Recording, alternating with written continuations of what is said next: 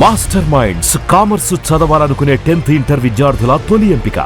ఖమ్మం జిల్లా రాజకీయ వర్గాల్లో ఫైర్ బ్రాండ్, రాజ్యసభ సభ్యురాలు, ఒకప్పుడు కను సైగలతో రాజకీయాలను శాసించిన వ్యక్తి ఎప్పటికీ ఇంకెప్పటికీ రాజకీయాల్లో నంబర్ 1గానే ఉంటారేమో రేణుకా చౌదరి గారు. రివాల్వర్ తీసి కాల్ చేస్తా నా కొడుకులారా. ఇంత దారుణంగా ఇంత చీప్గా అయిపోయాయి పాలిటిక్స్ అనే చర్చ నడుస్తుంది. జగన్ గాడు వచ్చి మన నెత్తిన కూర్చొని మీకు రాజకీయం వెళ్తా ఉంటే అంటే కనీసం ఎప్పుడు మీ పార్టీ కానీ మీరు కానీ ఎప్పుడు రాజకీయాల్లో డబ్బులు పెట్టి ఓట్లు కొనలేదండి. మా దగ్గర డబ్బులు లేవు కాబట్టి నేను ఎప్పుడు కొనలేదు. పోయినసారి 2 ఎలక్షన్లు నేను ఓడిపోయింది అందుకే. అంటే గెలిచినప్పుడు ఇచ్చారా? ఇప్పుడు అసలు ఎలక్షన్ వస్తే 2 తెలుగు రాష్ట్రాల్లో పెట్టినంత డబ్బు ఒక దేశం ఎలక్షన్ కి సరిపడే అంత డబ్బు పెట్టి మరి ఇక్కడ ఓట్లు కొంటున్నారంటున్నారు. రాజశేఖర్ రెడ్డి గారే శ్రీకారం చుట్టారు. అసలు ఇంత పెద్ద మాది మాట్లాడతారు ఎందుకు ఖమ్మం జిల్లా రాజకీయ వర్గాల్లో ఫైర్ బ్రాండ్, రాజ్యసభ సభ్యురాలు, ఒకప్పుడు కను సైగలతో రాజకీయాలను శాసించిన వ్యక్తి ఎప్పటికీ ఇంకెప్పటికీ రాజకీయాల్లో నంబర్ 1గానే ఉంటారేమో రేణుకా చౌదరి గారు. ప్రస్తుతం మనతో పాటు ఉన్నారు. ఒకసారి ఆమెతో మాట్లాడదాం. నమస్తే. ఎప్పుడు ఇలానే ఉంటారా? ఇదే ట్యాక్స్ ఫ్రీ కదా. దీనిపై GST లేదు కాబట్టి 4 రోజులు ఇలాగే నడుపుతాం. కాదు, అంత అధిష్టానానికి ఎంత దగ్గరగా ఉంటారో మీరు చెబితే అసలు నో చెప్పే ప్రసక్తే ఉండదు అధిష్టానం అని చెప్పేసి అందరూ మాట్లాడుతుంటారు. అలాంటిది ఎందుకని ఈ మధ్యన ఏమన్నా రేణుకా చౌదరి గారు స్లో అయ్యారా? స్లో కాదు, అనుభవంతో ఒక ఆలోచన కూడా వస్తుంది కదా. ఇప్పుడు అంతా యంగ్ ప్లేయర్స్, నిన్న మొన్న పార్టీలు మారి వచ్చిన వాళ్ళు ఉన్నారు. సో వీళ్ళని అందాజు వేసుకుంటూ నేను వీళ్ళ వాలకం ఏంటి అనేది, ముఖ్యంగా నా లక్ష్యం ఇవాళ రోజు నా కార్యకర్తల్ని కాపాడుకోవాలి. అసలైన కాంగ్రెస్ కార్యకర్తలు ఎవరైతే కంకణం కట్టుకొని ఇన్ని సంవత్సరాలు పార్టీని కాపాడుకున్నారు, వాళ్ళని కాపాడుకునేది నా కర్తవ్యంగా నేను భావించి నేను ఇక్కడ మిగతా ఫోకస్ తగ్గించి నేను ఢిల్లీ పార్లమెంట్లో మీరు గమనిస్తే సెషన్స్లో తెలంగాణ హక్కుల కోసం పోరాడిన దాన్ని నేనే మీరు చూసింటే ఈ మధ్యకాలంలో. So I been battling on that front. Parliament Rajya Sabha బాధ్యతలు ఉంటాయి, అక్కడికి ఐఎమ్ ఫోకసింగ్ మోర్.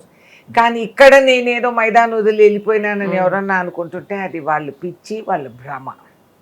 ఇక్కడే ఉంటుంది రేణుకా చౌదరి, ఎప్పుడు ఎక్కడికే అటుపోదు. కార్యకర్త చెయ్యి వదిలిపోయేదాన్ని కాదు నేను.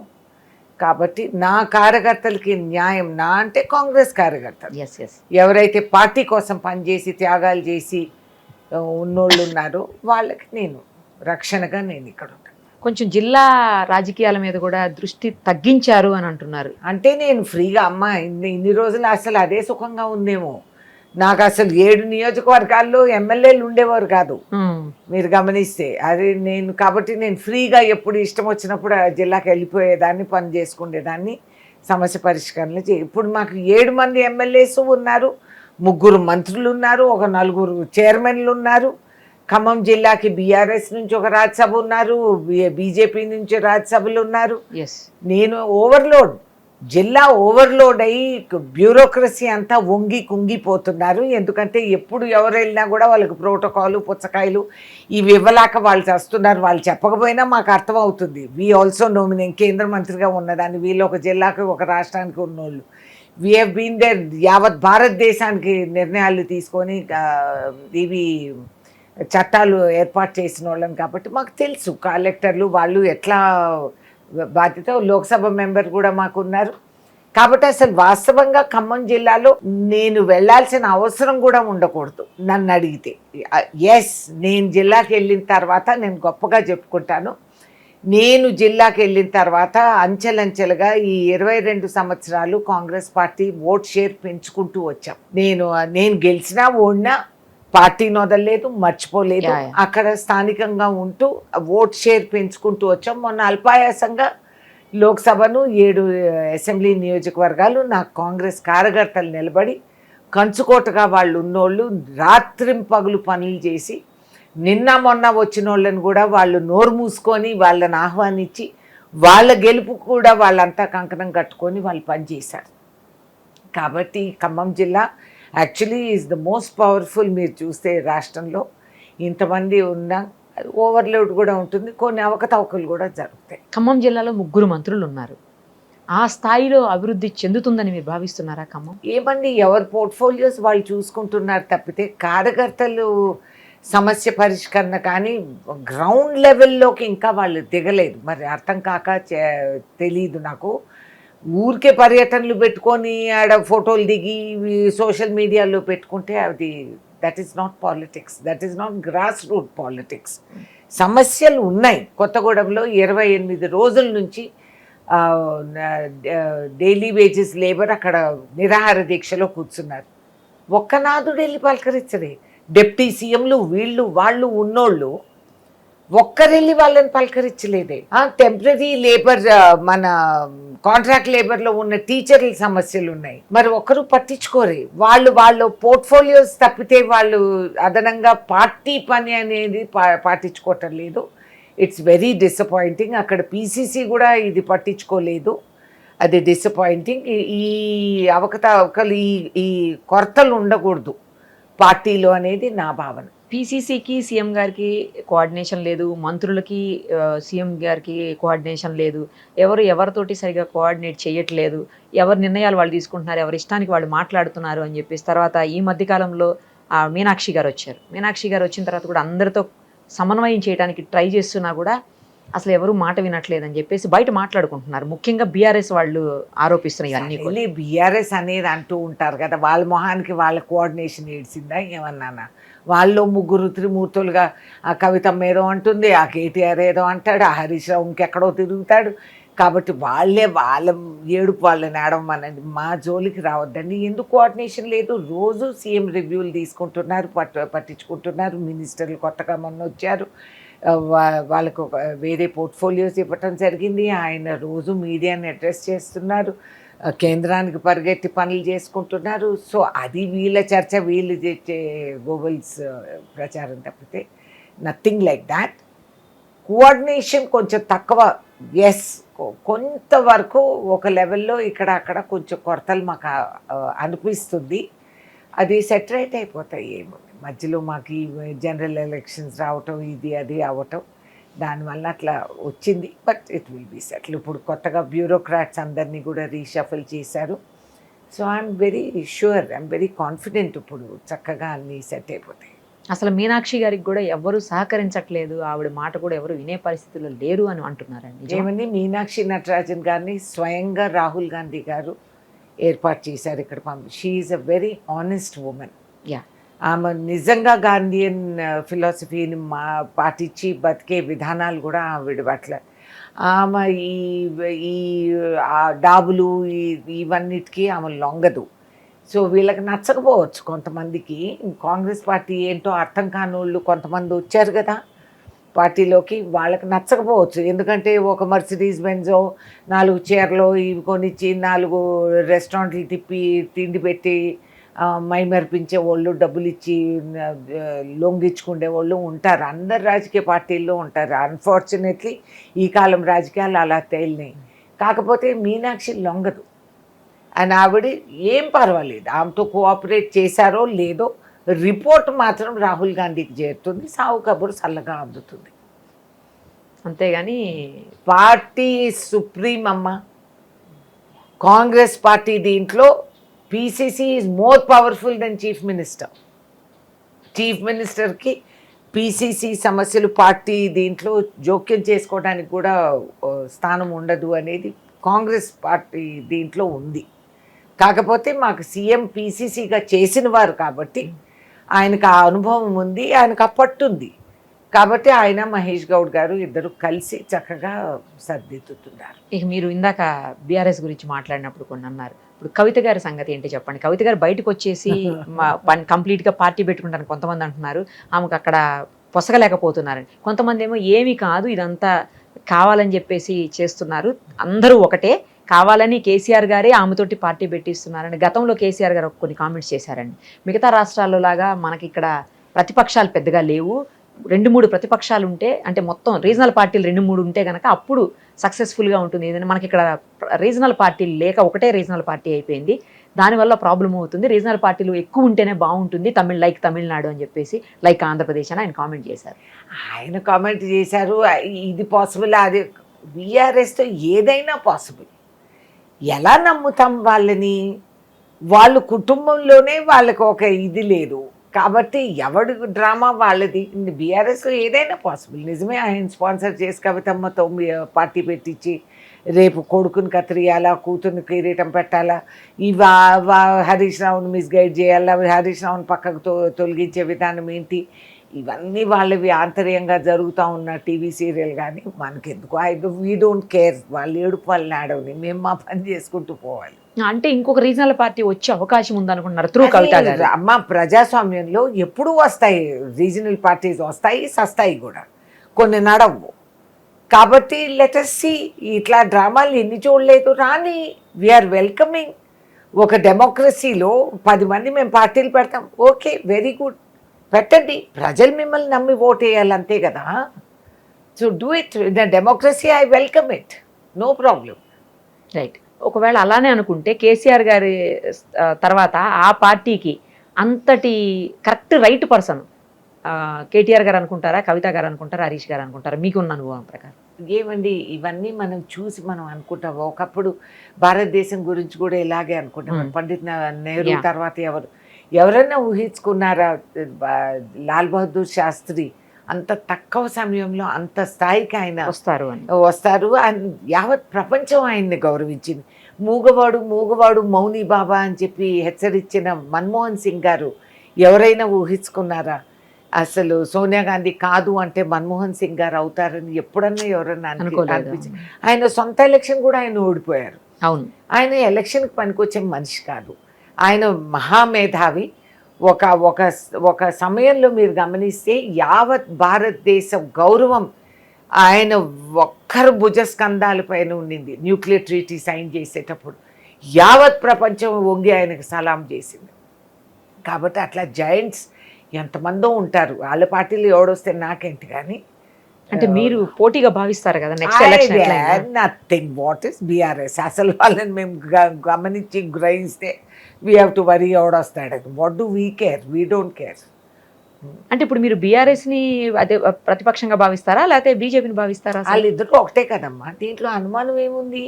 ఇక్కడ నీది బౌ అంటారు, అక్కడ పార్లమెంట్కి వెళ్ళి వాళ్ళకి సహకరిస్తారు. అన్ని బిల్లుల్లో వాళ్ళు ఏలుముద్దరేసి వాళ్ళని ఆహ్వానిస్తారు. సో వాళ్ళిద్దరు ఒకటే. బీజేపీ అయినా బీఆర్ఎస్ అయినా ఇద్దరు సేమ్ డ్రామాలు, సేమ్ టీవీ సీరియల్లో సైడ్ రోల్ చేసుకుంటూ తిరుగుతుంటారు.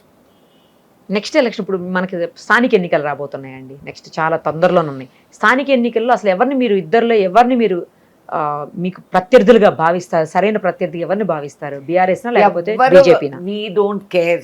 మేము దున్నుకొస్తున్నాము స్థానిక ఎన్నికల్లో. నేను చెప్తున్నాను, దున్నుకొని కాంగ్రెస్ పార్టీ గెలిచి వస్తుంది. వీళ్ళు ఎక్కడా మిగలరు. కాబట్టి వాళ్ళు ఏం డ్రామాలు రేపు చూస్తాం కదా. కమ్యూనిస్ట్ పార్టీలు కూడా ఉన్నాయి, ఎంఐఎం కూడా ఉంది, ఇవన్నీ ఎన్నో పార్టీలు ఉన్నాయి, లేవని అనడానికి వీల్లేదు. ఇంకోటి కూడా వినిపిస్తుందండి, బీజేపీ, టీడీపీ తర్వాత అక్కడి నుంచి జనసేన ముగ్గురు కూడా కలిసి ఇక్కడ స్థానిక ఎన్నికల్లో పోటీ పడబోతున్నారు మీతోటి అని చెప్పేసి అది కూడా వినిపిస్తుంది. ఒకవేళ అలా అయితే ఆంధ్రాలో ఏమైంది ఇవాళ రోజు? చరిత్రలో సువర్ణాక్షరాలతో పేరు రాసుకోవాల్సిన అవకాశం చంద్రబాబు నాయుడు గారు పోగొట్టుకున్నారు. అంత త్వరగా ఆయన గ్రాఫ్ పడిపోతుందని నేను అనుకోలేదు, ఊహించుకోలేదు. ఇవాల్టి రోజు ఆయన అమలు చేసుకునే విధానాలు, వాళ్ళ అబ్బాయి గారి వ్యవహారాలు ఇవన్నీ గమనిస్తే they are in a pitiful position. కాబట్టి జనసేన వ్యక్తిగతంగా ఆయనకి వేరే ఇమేజ్ ఉంది, కానీ టీడీపీ అక్కడ అంచెలంచెలుగా తరిగిపోతా ఉంది. అసలు మనుషులకు కలవరు, ఫోన్లు ఎత్తరు, అపాయింట్మెంట్స్ అవ్వలేదు. వాస్తవంగా నిజంగా క్వాలిఫైడ్ వాళ్ళని ఏ సిద్ధాంతం పైన నందమూరి తారక రామారావు గారు 9 నెలల్లో ఒక పార్టీని స్థాపించి ఆ రోజు చదువుకున్నోడికే నేను ఇదేం క్వాలిఫైడ్ వాళ్ళకి మాలాంటి అనామకులకి ఆయన అవకాశం ఇచ్చి ఇవాళ వరకు ఆ పార్టీ ఊపిరి పీలుస్తూ ఉందంటే అది ఓన్లీ నందమూరి వేసిన పునాదులు. అది మర్చిపోయి ఇప్పుడు ఏదో కొత్త విధానాలు అవలంబించి నువ్వు బీజేపీకి అంత ఒత్తాసి యావత్ సౌత్ మేము హిందీ ఒప్పుకోము అని చెప్తున్నారు. ఈయన ఎగబడి రాసుకొని పూసుకొని హిందీ చెప్పటంలో తప్పు లేదు. మరి నువ్వెందుకు మాట్లాడు ఇన్ని సంవత్సరాలు ఎందుకు మాట్లాడలేదు Hindi? What are you talking? నీకు పొలిటికల్ గ్రాఫ్ ఏంటో నీకు అర్థం కాకుండా నువ్వు ఆలోచిస్తూ పోతే ఇట్స్ వెరీ డిసప్పాయింటింగ్. నీకు సదర్న్ రీజన్లో నీకు లీడర్షిప్ కావాలి అనేది కూడా నువ్వు ఊహించుకోవాలి. నీకు అవకాశం పోయింది, యూ హ్యావ్ లాస్ట్ ఇట్. అంత భయపడతావా? 4 రోజులు నిన్ను జైల్లో పెడితే నువ్వు అంత కాళ్ళ బేరానికి దిగాల్సిన అవసరం ఎక్కడా లేదు. It's unfortunate. ఇది అనవసరం కూడా. అదే leadership is when the chips are down that you will stand up. ఆయనకి 400 పారు ఏదో పారు అది ఏమీ అవ్వలేదు, 6 లేదు పారు లేదు. అట్లాంటి అవకాశం ఆయనకు అందినప్పుడు ఆయన అనాల్సింది మాకు ఈ పోస్టులు వద్దు. ఏంటా 2 మంత్రుల పోస్టు ఏమన్నా మిగిలిందా సివిల్ ఏవియేషన్లో? కాకపోతే ఆ పిల్లోడు మంచివాడు, ఓకే, ఎర్రంనాయుడు గారు అబ్బాయి తెలివైన పిల్లోడు. వి ఆల్ రెస్పెక్ట్ అని అది గౌరవిస్తాము. ఇంకొక ఆయన పెమ్మసాని ఆయన కూడా okay, is a newcomer, intelligent fellow, okay. వాళ్ళిద్దరిని నేను కూడా ప్రొటెక్ట్ చేసుకుంటాను మా తెలుగు పిల్లలు అని చెప్పి I will also look after them, దాంట్లో అనుమానం లేదు. కాకపోతే ఒక అవకాశం భారతదేశం చరిత్రలో ఒక నాయకుడుగా ఆయన వ్యవహరించి ముందుకు వచ్చింటే హీ షుడ్ హెవ్ సెట్ మాకు అక్కర్లేదు ఈ 2 పనికిమాలిన పోర్ట్ఫోలియోస్, మాకు అక్కర్లేదు. ఏపీ రీఆర్గనైజేషన్ యాక్ట్ మీరు వాటిల్లో వాగ్దానం చేసి పార్లమెంట్లో పాస్ అయింది, వాళ్ళ సొంత వ్యవహారం కాదు. బీజేపీ ఏం ఆస్తిలో వాటా మనకి ఇవ్వట్లేదు, అడుక్కు తినాల్సిన అవసరం మనకి లేదు. ఆ అవకాశం ఆయనకు ఉండింది చెప్పడానికి. మాకు అనవసరం, మేము మీకు ఇష్యూ బేస్ సపోర్ట్ ఇస్తాం. నువ్వు సపోర్ట్ ఇవ్వదలుచుకుంటే ఇష్యూ బేస్ సపోర్ట్ ఇస్తాము. అంతవరకు ముందు మీరు మాకు ఏపీ రీఆర్గనైజేషన్ యాక్ట్ కింద రావాల్సినటువంటి నిధులు అవన్నీ కార్యక్రమాలు ప్రోగ్రాంలు ప్రాజెక్టులు అమలు చేయండి అని అడగాల్సింది. ఆ ముష్టి 2 పోర్ట్ఫోలియోల కోసం అడుక్కు తిని మనం ఇప్పుడు ఆయన అంత ఇంద్రుడు చంద్రుడు బ్రహ్మదేవుడు అని చెప్పాల్సిన అవసరం లేదు. It's very unfortunate. I expected more. ఆయనకి అనుభవం ఉంది. మరి అంత భయస్థుడైతే ఎట్లండి?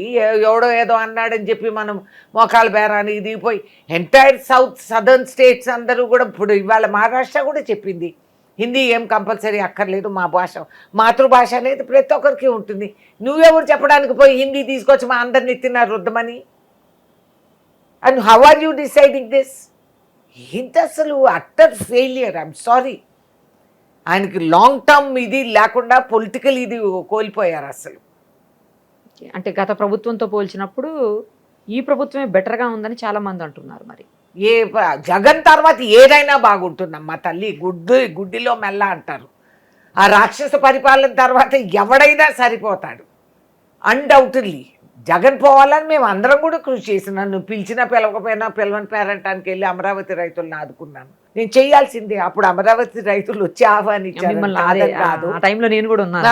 అమరావతి రైతులు అంతా ఇక్కడికి వచ్చిన రోజు నా కర్తవ్యం, నా ధర్మం. నా తెలుగువాడు ఎవడైనా సరే, మొన్న కదా ఈ విడాకులు, అంతవరకు అందరం ఒకటే, ఒక కుటుంబం మనం. కాబట్టి నా విధానం అది. ఎవరైనా ఎక్కడైనా అది నా బాధ్యత, నేను పోరాడాలనేది నేను ఆలోచిస్తాను. సో అది సరే. దాన్ని నేను పోల్చుకుంటే మన స్టాండర్డ్ తగ్గినట్టు. జగన్ కంటే బెటర్ అనేది అనిపించుకుండే మాట. అయ్యోయ్యో సిగ్గుచేటు. నాట్ దట్ జగన్ కంటే నువ్వు నేషనల్ లెవెల్లో నువ్వు లీడర్గా ఎదగాల్సింది. You have experience as chief minister. నీకు తెలుసు అన్నీ జరిగిన అవకతవకలు. అంతా మనం లొంగిపోయి కుంగిపోయి మాట్లాడాల్సిన అవసరం లేదు. అది నా వ్యక్తిగత అభిప్రాయం. గతంలో చూసామండి మనం అమరావతి మహిళల విషయంలో కావచ్చు, లేకపోతే కొంతమంది మహిళల విషయంలో కావచ్చు, అవమానకరమైనటువంటి వ్యాఖ్యలు, దాన్ని సమర్థించుకుంటూ నేతలు కూడా మాట్లాడడం. ఇప్పుడు డిస్కషన్లో మాట్లాడారు సీనియర్ జర్నలిస్టులు అంటే సరే, మళ్ళీ తర్వాత పొలిటికల్ లీడర్స్ కూడా సపోర్ట్ చేస్తూ మళ్ళీ మాట్లాడారు. అసలు ఇది ఒక పాలిటిక్స్ రాజకీయమా? అదే ఇది ఒకప్పుడు స్లేవరీ లాగా, ఇప్పుడు కొత్తగా ఇది ఏర్పడింది రాజకీయాల్లో. నేను అంటే నువ్వు అనాలని. Yes sir, no sir, 3 bags full sir అనే రాజకీయాలు అలవాటైపోయి. స్వార్థం, స్వాధీనం, ఈ భూమి ప్లాట్ నాకు సరి చేయండి సార్, దానికి నేను దేనికైనా లొంగిపోతాను. అండ్ నా పెళ్ళాన్ని తిట్టినా పర్వాలేదు సార్, కానీ నేను మీకు గులాంగా బతుకుతాను. నా కులం ఏదన్నా కానీ సార్, నా కులాన్ని బూతులు తిట్టిపించిన నేనే ముందు ఎగబడి నేను తిడతాను.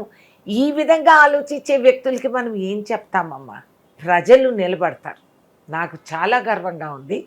మొన్న ఆడవాళ్ళు తిరగబడి జగన్ కాన్వాయ్కి అడ్డం పడ్డారు. షబాష్! ఏం మాట్లాడుతున్నాడండి ఆయన ఇంట్లో ఆడవాళ్ళు లేరా? వీడికి జన్మిచ్చింది ఎవరు? ఆ చెల్లి ఎందుకు ఊరుకుంది? ఆ చెల్లికి అంత టైం ఎందుకు పట్టింది? చంద్రబాబు నాయుడుకి 2 రోజులు ఎందుకు పట్టింది రియాక్ట్ అవ్వడానికి? ఆడవాళ్ళంటే అంత అల్సా? అంత సులకంగా, అంత తేలిగ్గా? అదే మగవాడికి చెప్తే ఓ షర్టు బొడ్డు వరకు ఇప్పుకొని మీసం తిప్పి కంకణాలు, బంగారు కంకణాలు వేసుకొని బెదిరించేవాళ్ళు.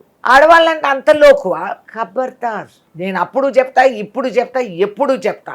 రమ్మనండి జగన్ బయటికి. ఇష్టం వచ్చిన నోటికి వచ్చిన ఇది వాడు కుసంస్కృతికి విధానం. అది యూస్లెస్ ఫెలో.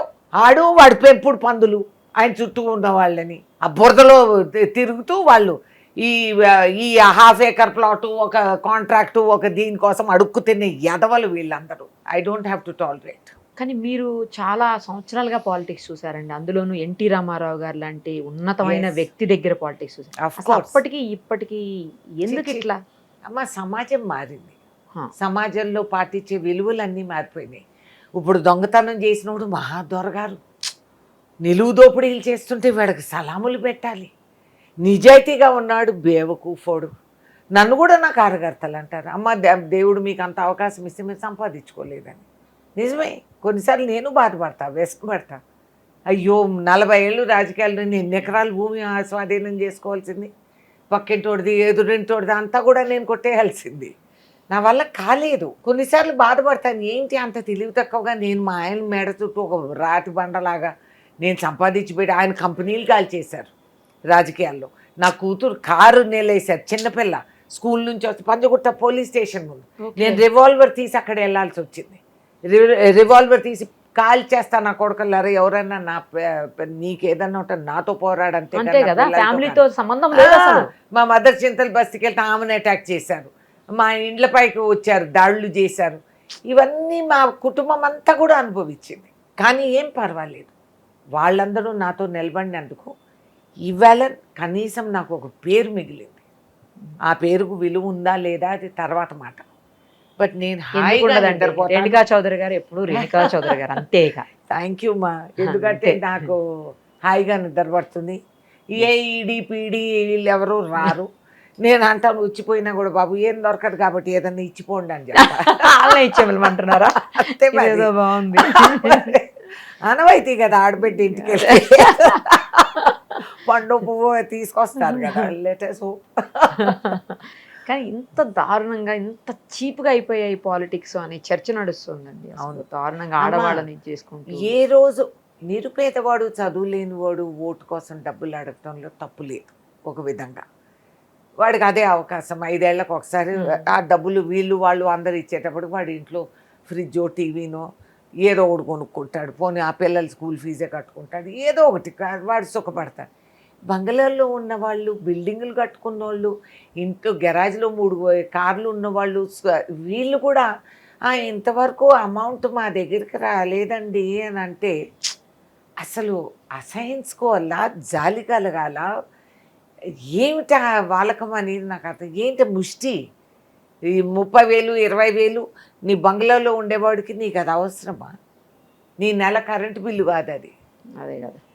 మీరు కూడా లొంగిపోయి మీ ఓటు హక్కు, రాజ్యాంగం ఇచ్చిన అధికారము, హక్కు, దాని విలువ ఏంటో తెలియకుండా చిల్లర డబ్బులకు అమ్ముడిపోయి ఇట్లా రాజకీయాల్ని మనం పొందేసి పెట్టుకుంటాం. జగన్ గాడు వచ్చి మన నెత్తిని కూర్చొని మీకు రాజకీయం వెళ్తా ఉంటే మీరు వంగి వంగి సలాములు పెట్టి వాళ్ళకి గులాములు అవ్వాల్సి వచ్చింది. అదొక బతికేనా? ఎందుకండి చదువు, సంస్కారం అనేది? What is the use? నీకు చదువు డిగ్రీలు ఉండొచ్చు, but you can still be in idiot. Degree only literacy, నీకు చదువు ఏళ్ళు ముద్దర బదులు సంతకం పెట్టేదే నీకు నేర్చుకున్నావు అనమాట. What is the use? నీ దేశం ఏంటో. దేశం అంటే తుపాకీ పట్టుకొని బార్డర్కి వెళ్ళి పేల్గాంలో పోరాడాల్సిన అవసరం లేదు. దేశభక్తి ఉన్నవాడు ఓటు అమ్ముకోడు, ఆ పౌరుషం పెట్టుకుంటాడు. నా నిర్ణయం ఎంతో అవసరం నా దేశానికి, ఈ ప్రజాస్వామ్యానికి నేనే పునాది అనేది వాళ్ళు గ్రహించుకోవాలి. ఇది ఒకటి ఎడ్యుకేట్ చేయాల్సిన అవసరం అందరికీ ఉంది. ఇవాళ రోజు మీడియా కానీ, పొలిటీషియన్స్ కానీ, టీచర్స్ కానీ, స్కూల్స్ కానీ ఇది నేర్పించాలి. మా ఓటు విలువ you cannot by, it is priceless. మీరు ఓటెళ్ళి లైన్లో నిలబడడానికి అంత హయాస పడిపోతారు, సినిమాకి వెళ్ళడానికి పర్వాలేదా? విదేశాలు వెళ్ళి క్యూల్లో నిలబడతారు, ఎయిర్పోర్ట్కి వెళ్ళి గంటలు ప్లేన్ లేట్ అయినా మీరు క్యూలో నిలబడి ఆమదం రేట్లో టికెట్లు కొనుక్కొని అక్కడ నోరు మూసుకొని కుక్కిన పెయిన్లా కూర్చొని మీరు ఫ్లై చేస్తారు. బట్ నీ ఓటుకు విలువ లేదా? నీ వాల్యూ ఏంటి? 2000, 5000, మహా అయితే 20,000 మూకుమ్మడిగా కుటుంబం అందరికీ మనిషికి ఒక ఓటు అమ్ముకుంటే అంతేనా? మరి నీ సొంత విలువ నువ్వు కించపరుచుకొని నువ్వు పడేసుకున్నప్పుడు నీకు వచ్చేది అటువంటి ప్రభుత్వాలే. You deserve it. People have to wake up. అంటే కనీసం ఎప్పుడు మీ పార్టీ కానీ మీరు కానీ ఎప్పుడు రాజకీయాల్లో డబ్బులు పెట్టి ఓట్లు కొనలేదండి? నేను కొనలేదమ్మా, నా దగ్గర లేవు కాబట్టి. మీ పార్టీ మా దగ్గర డబ్బులు లేవు కాబట్టి నేను ఎప్పుడు కొనలేదు. పోయినసారి 2 ఎలక్షన్లు నేను ఓడిపోయింది అందుకే, డబ్బులు ఇవ్వలేక. అంటే గెలిచినప్పుడు ఇచ్చారా? లేదు, అది ప్రజలు ఇచ్చారు నాకు ఓటు, అందుకే నాకు ఆ నమ్మకం, అదే నా పౌరుషం. ప్రజలు వేస్తారు. పోయినసారి నేను ఎలక్షన్ ఓడిపోయినా నైతిక గెలుపు నాదే, ఎందుకంటే నాకు 4 లక్షల పైన ఓట్లు పడ్డాయి. పైసా పంచకుండా నా కార్యకర్తలు పాపం వాళ్ళు సొంత డబ్బులు వేసుకొని స్థానికంగా ఇవ్వాల్సిన వాళ్ళకి వాళ్ళు ఇచ్చుకొని బూత్ ఏజెంట్లకి వీళ్ళకి వాళ్ళకి వాళ్ళే ఇచ్చుకుంటారు. 4 లక్షల పైన ఓట్లు వచ్చినాయంటే అది మామూలు మాట కాదు. అంటే ఎక్కడో ప్రజాస్వామ్యం గుండెకాయ ఇంకా కొట్టుకుంటూనే ఉంది. అది నా గొప్పతనం కాదు, రేణుకా చౌదరికి 4.5 లక్షల ఓట్లు వచ్చినాయని కాదు, కానీ ఒక ప్రజాస్వామ్యంలో ఒక స్ఫూర్తి ఇంకా ప్రజల్లో ఉంది, అది ప్రజా గౌరవం. వాళ్ళు నిర్ణయించుకొని వీళ్ళందరిలో ఈమె బెటర్ మాకు అని నాకు ఓటేసినందుకు నా బాధ్యత పెరిగిందే కానీ తరగలేదు. గెలిచినా ఓడినా శాశ్వతంగా you have to serve the people, by the people, of the people, for the people. మీరు సరే మీ గురించి చెప్పారు, మీ పార్టీ గురించి చెప్పండి. మీ పార్టీలో నేతలు ఎవ్వరు ఎక్కడ ఖర్చులు ఎందుకు ఇవ్వలేదు? ఇచ్చాము, అఫ్ కోర్స్. ఎక్కడెక్కడో పంచాల్సి వచ్చింది, ఇచ్చాము. ఆ సిస్టమ్ అలా ఉండంగా మేమేం చేయాలమ్మా? 2 కాళ్ళు 2 చేతులు కట్టేసుకొని మేము పోటీలో పాల్గొలేం కదా. అందరికీ నా అదృష్టం లేదు, అందరికీ ఖమ్మం జిల్లా లాంటి ఓటర్స్ లేరు. బికాస్ ఖమ్మం జిల్లా ఈజ్ పొలిటికలీ వెరీ అవేర్. కమ్యూనిస్టులతో పోరాడి వాళ్ళకి ఒక అవగాహన, సామాన్యుడు కూడా చాలా తెలివిగా ప్రవర్తిస్తారు. So Khammam is a different ball game. So మరి ఎవరిచ్చినా తప్పే కదా, ఎదుటి వాళ్ళు ఇచ్చిన తప్పే, మీరు ఇచ్చిన తప్పే. వారి ఎలక్షన్ కమిషన్ ఏం చేస్తుందండి? ఎందుకు ఆ సంస్థ వాళ్ళకి తెలీదా? నేను అన్ని కోట్లు మీరు బండ్లు సీజ్ చేసి తీసుకుంటున్నారు, then what have you done with that? మీరు డబ్బులు తీసుకొని ఆ డబ్బులు తర్వాత ఏమవుతున్నాయో ఎవరికి తెలీదు. క్రికెట్ బ్యాటిల్ సీజ్ చేసినారు, ఇంకేదో సీజ్ చేసినారు, ఇవంతా గొప్పగా పేపర్లో రాపించుకుంటారు. ఆ తర్వాత ఆ డబ్బులు, ఆ కోట్ల డబ్బులు ఏమైనాయి?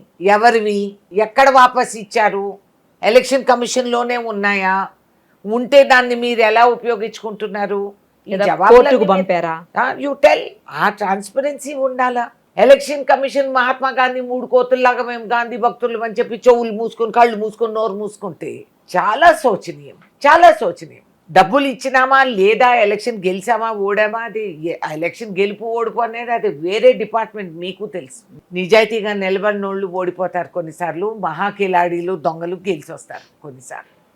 కాబట్టి అది I don't see that. It's okay, it's part of the political process. But what do you stand for? అవసరం వచ్చినప్పుడు ఎవడు ఫోన్ ఎత్తి నీకు ఫోన్ చేస్తాడు? ఎందుకు చేస్తాడు?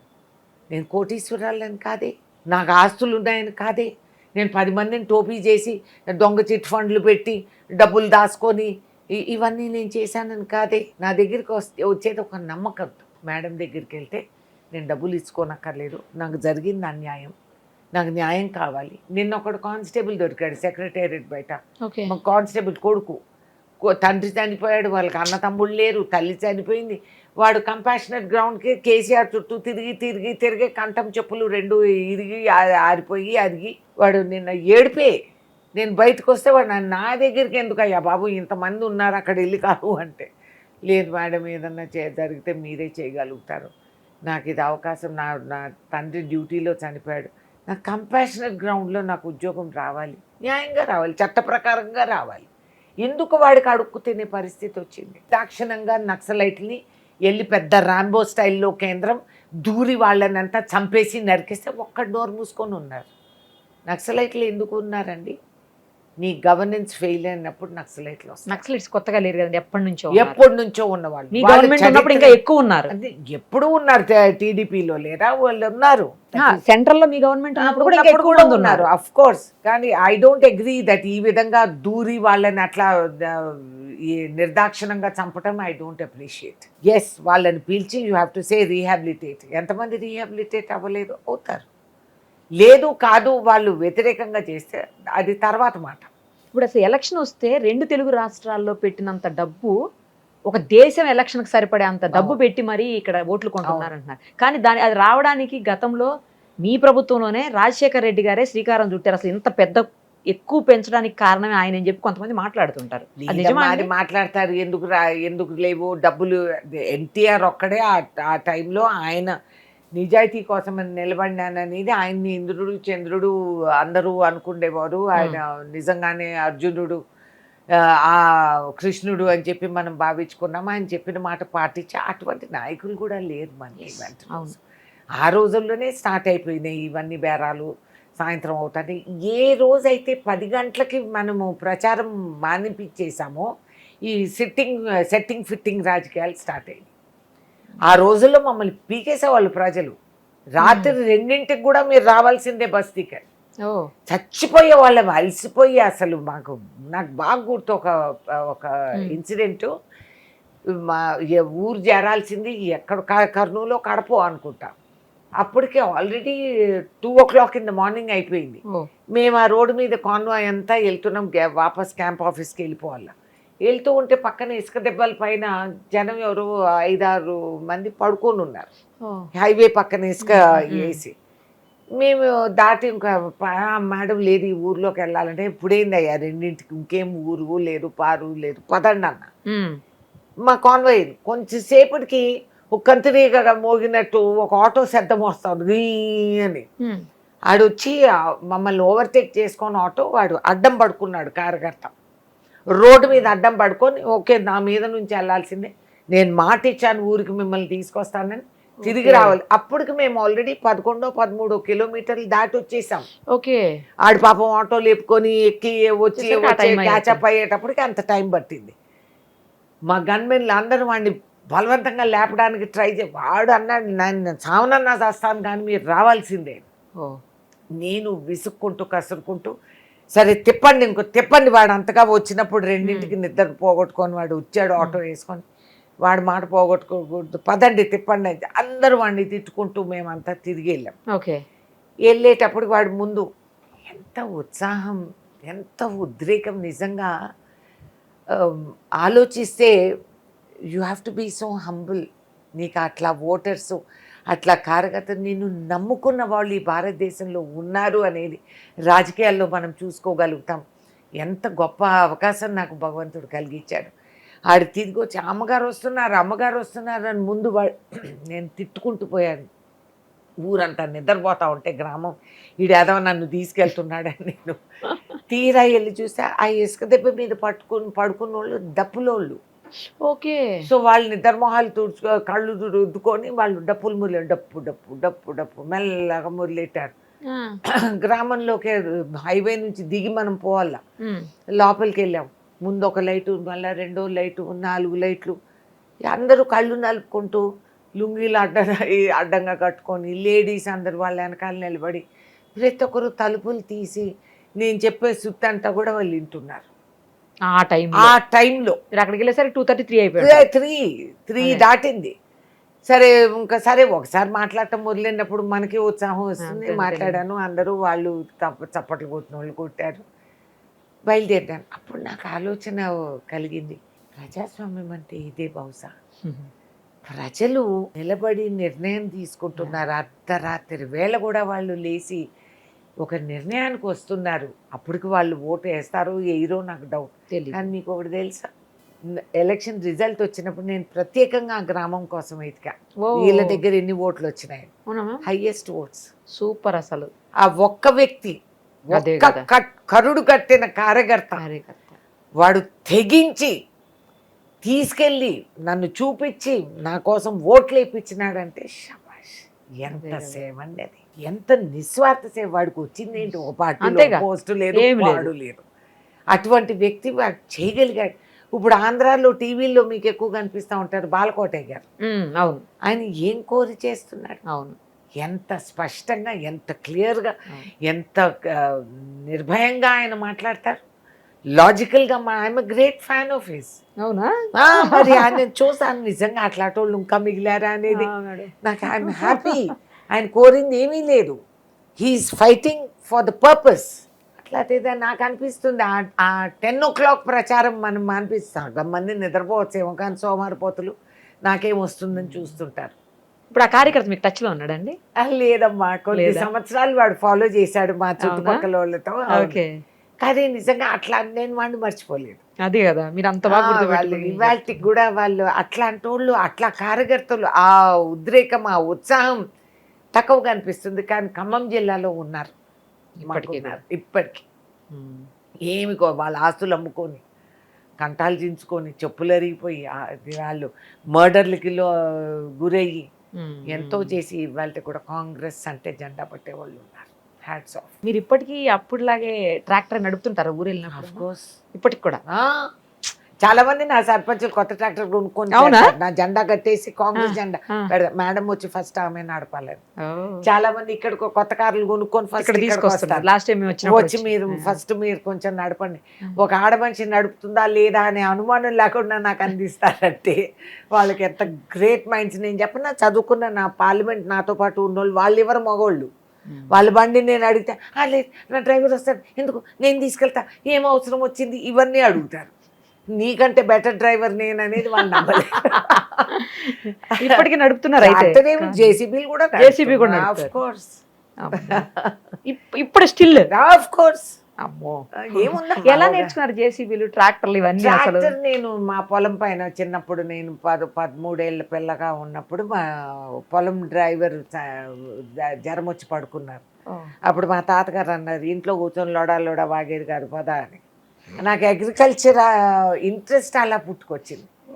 డ్రైవింగ్ నేర్చుకోవాలనే కక్కుర్తికి నేను దేనికైనా సరే గంటలు సెక్రటేరియట్లో కూర్చొని నిద్ర వచ్చేది, చెట్టు కింద కారు పెట్టేసి. మా తాతగారు వెళ్ళేవారు, ఈ వాజ్ అన్ IAS ఆఫీసర్. ఆ తర్వాత ఆయన పొలం కాడికి వస్తామంటే ఆ డ్రైవింగ్ అవకాశం దొరుకుతుందని వెళ్ళేదాన్ని. ఓహో. కానీ ఆయన వెరీ ప్రోగ్రెసివ్ మెంటాలిటీ. ఆయన, మా ఫాదరు, వాళ్ళందరూ ఐ వాజ్ లక్కీ. అటువంటి మగవాళ్ళు ఈ జగన్ మొహాల్ లాగా కాకుండా హైలీ ప్రోగ్రెసివ్ అండ్ ఈక్వల్గా మమ్మల్ని చూసిన, రాజ్యాంగం మాకు ఈక్వల్ హక్కు ఇచ్చింది. ఆ విధంగా వాళ్ళు నన్ను పెంచారు, పోషించారు. కాబట్టి ఆయన అనేవారు, ఏ ట్రాక్టర్ నడుపుతావా అని. చెంగురంగా దొరికిందే ఛాన్స్ అని చెప్పి ఎక్కాను. అప్పుడు నేను సన్నగా ఉండేదాన్ని, నమ్మండి నమ్మకపోండి, ఫోటోలు చూపిస్తా ఉన్నారు. లేదు, చాలా సన్నగా ఉండేదాన్ని. సో ఆ క్లచ్ మీద నిలబడాలంటే నిలబడి తొక్కితే కానీ ఆ క్లచ్ దిగేది కాదు. అండ్ యాక్సిడెంట్ అప్పటికి ఇప్పటికి ట్రాక్టర్లో కూడా చాలా తేడా వచ్చింది. అవి బరువుగా ఉండేటివి, ఇప్పుడు చాలా లైట్ వెయిట్ ట్రాక్టర్లు, అందుకే తొందరగా ఫ్లిప్ అవుతాయి చూడండి.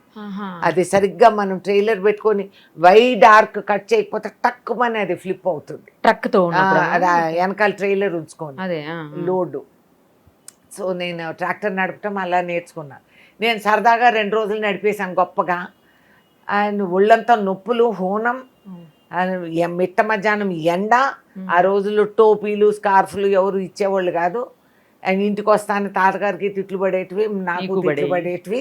అసలే అది రంగు తక్కువ, దాన్ని తీసుకెళ్ళి ఎండలో తిప్పుతారు. ఎందుకు? మీరు కలరే ఉన్నారు కదా. I don't care. ఇప్పుడు కలర్ వచ్చిందేమో, ఆ రోజుల్లో ఎండలు తిరిగేదాన్ని. ఎండల్లో తిరిగే వాళ్ళం, నల్లగా అయ్యేవాళ్ళం, కాలేజీకి కూడా నల్లగా అయ్యేవాళ్ళం. So what? కానీ ఇది నూరిపోస్తారు మనకి చిన్నప్పటి నుంచి. ఆడపిల్లలకి రంగు ఉండాలి, ఇది ఉండాలి, అది ఉండాలి. రంగు ఉన్న వాళ్ళందరూ గొప్పేనా, రంగు లేని వాళ్ళు కాదా? What nonsense. సో ఆ కాంప్లెక్స్లు ఇస్తాం మనం ఆడపిల్లలకి అనుకోకుండా. ఈ కాలం మగపిల్లలు కూడా ఫేర్ అండ్ లవ్లీ అవ్వాలంటారు. ఏంటి అంటే రంగు లేని వాళ్ళందరూ వాట్ ఆర్ దే దేర్? కృష్ణుడిని మళ్ళీ పూజిస్తాం మనం. How silly. శివుడిని మనం గౌరవిస్తాం, పూజిస్తాం. కానీ మనిషికి వచ్చేటప్పటికి మనం మానవత్వం మర్చిపోతాం.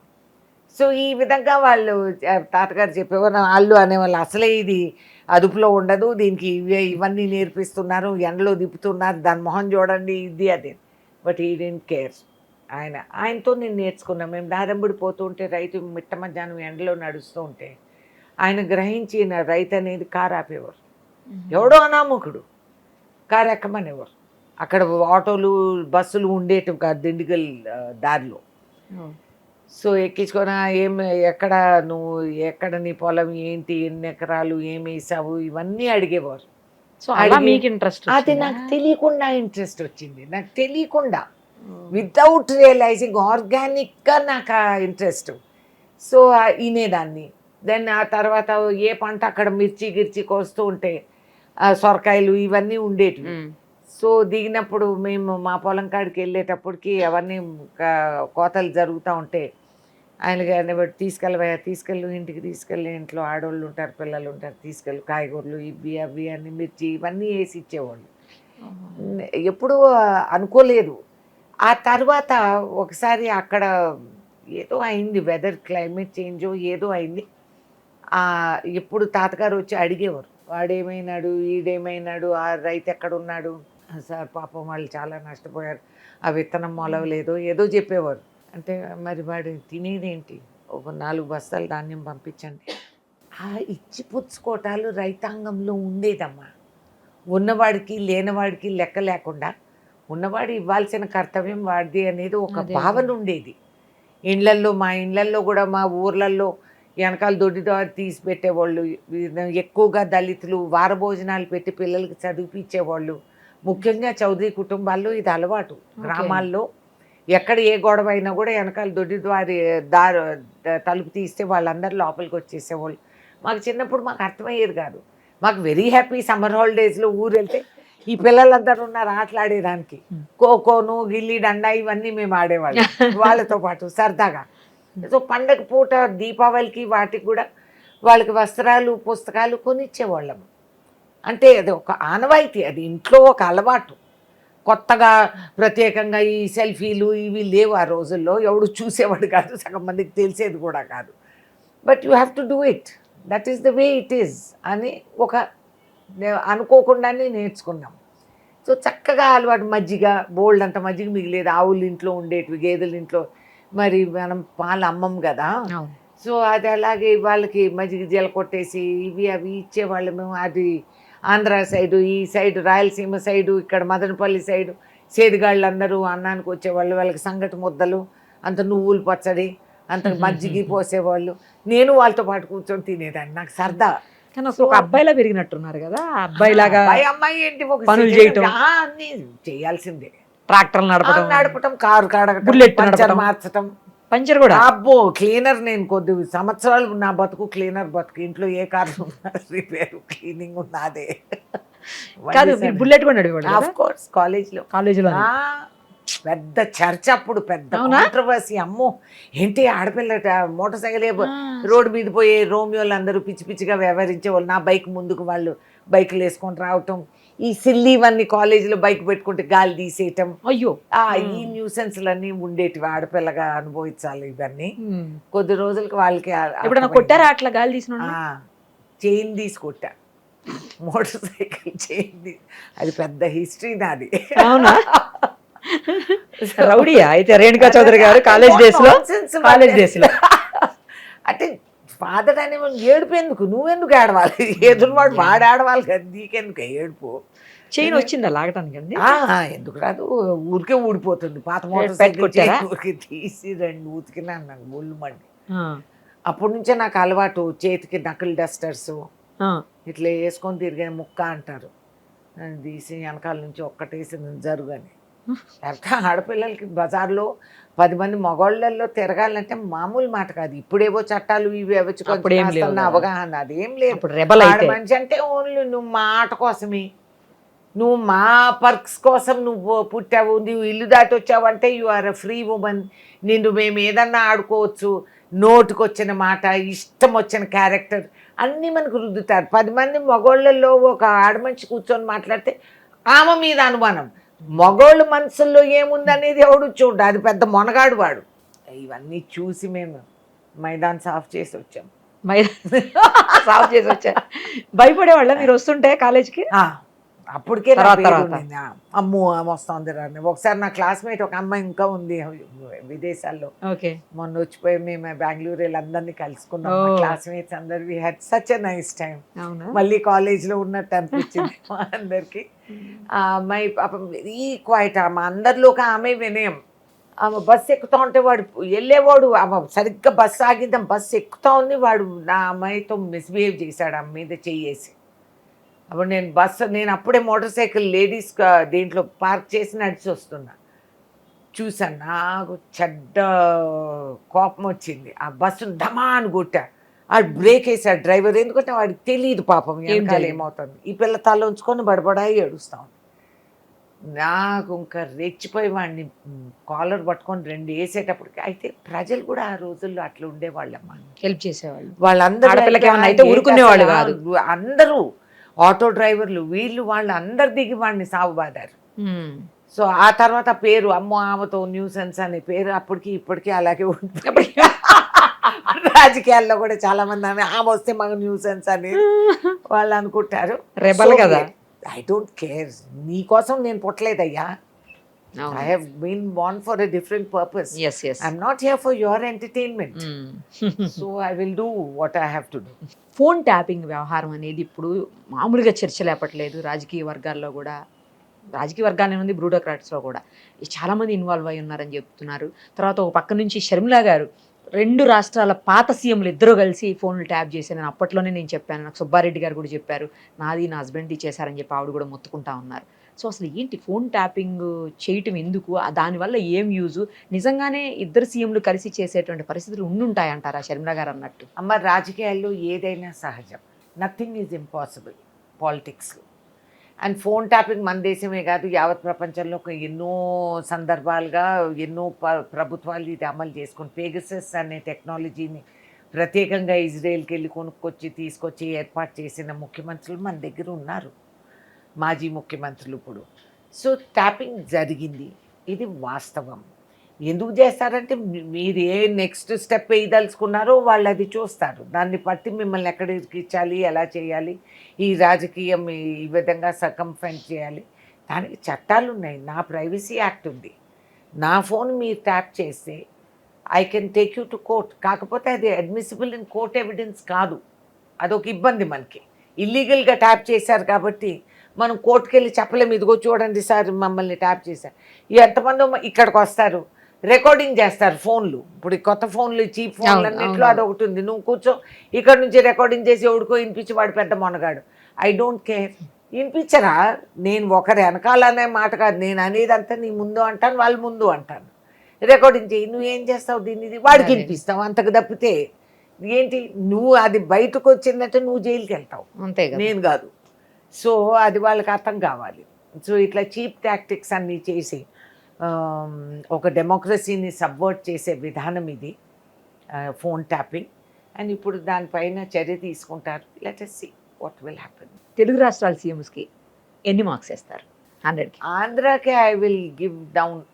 చాలా తొందరగా ఆయన గ్రాఫ్ పడిపోయింది. I'm very sorry to say it. ఎందుకంటే జగన్ వెళ్ళి ఈయన వస్తారు, ఏదో ఉద్ధరిస్తారని మనం అనుకున్నాం. ఏ రోజైతే ఆయన సెంటర్లో బీజేపీకి తొత్తుగా ఉండి వాళ్ళు చేతులు పట్టుకొని వాళ్ళు చెప్పిందల్లా ఆయన ముందు వెనక ఆలోచించుకోకుండా ఆ విధంగా చెప్పటం, ఎంటైర్ సదర్న్ రీజన్ని కూడా ఎఫెక్ట్ అయ్యేటట్టు ఆయన నిర్ణయాలు తీసుకోవటం చాలా శోచనీయం. So I don't want to give him any marks for that. He has been the biggest disappointment. Okay, చాలా డిసప్పాయింటింగ్. ఎన్నో ఆశలతో ఎదురు చూసిన వాళ్ళం, కానీ the way he has behaved and some of his appointments and some of what they are doing and the way of functioning, there is a long gap. ఆయనకి అనుభవం లేదు అని అనడానికి, అనుభవం ఉన్న వ్యక్తి కాబట్టి వి ఎక్స్పెక్ట్ మోర్. మరి ఇక్కడ అంటే మాకు ఎన్నో ఇబ్బందులకు గురైన వాళ్ళమి. నేను ఫస్ట్ టైం సీఎం అవ్వటం అయింది రేవంత్ రెడ్డి గారు. ఆయన కింద మింద పడి కష్టాలు పడి ఉన్న మా నెత్తిని ఇంత భారం, అప్పుల భారం మా మీద మోపి ఇవాళ రోజు ఆయన ఎన్నో విధానాలుగా రాష్ట్రం బాగు చేయాలని ఎటు చూసి వాళ్ళ యాసంగి బియ్యం మనం ఇంత విధంగా సన్న బియ్యం మేము హాస్టల్స్లో ఇవ్వగలుగుతున్నామంటే గర్వంగా ఉంది. మన చిన్నారులందరూ కూడా మంచి బియ్యం తిని వాళ్ళు బాగుపడుతున్నారు. రేషన్ కార్డులో కూడా మంచి బియ్యం దొరుకుతూ ఉంది. రైతాంగానికి మంచి రేటు ఇచ్చి మనం కొనగలుగుతున్నాము. రైతు భరోసా పైన డబ్బులు మొన్ననే మేము బ్యాంక్ అకౌంట్లలోకి వేసాము. మధ్యలో మాకు జనరల్ ఎలక్షన్స్ ఒకటి వచ్చాయి. ఆ విధంగా వరదలు వచ్చాయి. మీకు తెలియదు, ఎప్పుడూ లేని విధానం ఖమ్మం జిల్లాలో టౌన్లో మాకు నీళ్ళు ఫ్లడ్స్ వచ్చేసాయి. వచ్చేసాయి. సో ఇన్ని వ్యవహారాలు జరుగుతూ ఉంటే ఆయన ఎదిరించుకుంటూ ఒంటరిగా ఆయన పోరాడుతూ చేస్తున్నారు. ఎస్, కొన్ని అవకతవకలు ఉన్నాయి, కొన్ని కొరతలు ఉన్నాయి, మాకు లేవని నేను అంటలేదు. కానీ ఉద్దేశంలో కొరత లేదు. ఆయన హీఈస్ డెస్పరేట్లీ ట్రయింగ్ అన్ని విధాలుగా చెయ్యాలి అని. ఇంకా మిగతా వాళ్ళందరూ కూడా కలిసికట్టుగా మనం చేసుకుంటే తిరుగులేదు కాంగ్రెస్ పార్టీకి తెలంగాణలో అనేది నా నమ్మకం. స్థానిక సంస్థల ఎన్నికల్లోపు రాహుల్ గాంధీ గారు వస్తారంటున్నారు, వస్తారా అండి ఏమన్నా? ఆయనకి 190 హెడేక్స్ ఉన్నాయి. బీహార్ ఎలక్షన్స్ ఉన్నాయి. ఆ విధంగా మాకు ఎన్నో ఆయనకు అన్నిటికీ మనం ఆయన్ని లాగటం కూడా తప్పు. ఆయన మా brand. We will use him when we need him of course, but we want to keep that reserve. అన్ని ఆయుధాలు ఒకటేసారి ఉపయోగించుకోకూడదు. ఇక్కడ సీఎం ఉన్నారు కదా, ఆయన ఒక్క ఫేసే సరిపోతుంది. He will do. ఇంకా రాహుల్ గాంధీ గారు వస్తే that is cherry on the cake. Thank you so much. Thanks అమ్మా. సుమన్ టీవీలో మీ పర్సనల్ అండ్ బిజినెస్ ప్రమోషన్స్ కోసం కింది నెంబర్కి కాంటాక్ట్ చేయండి.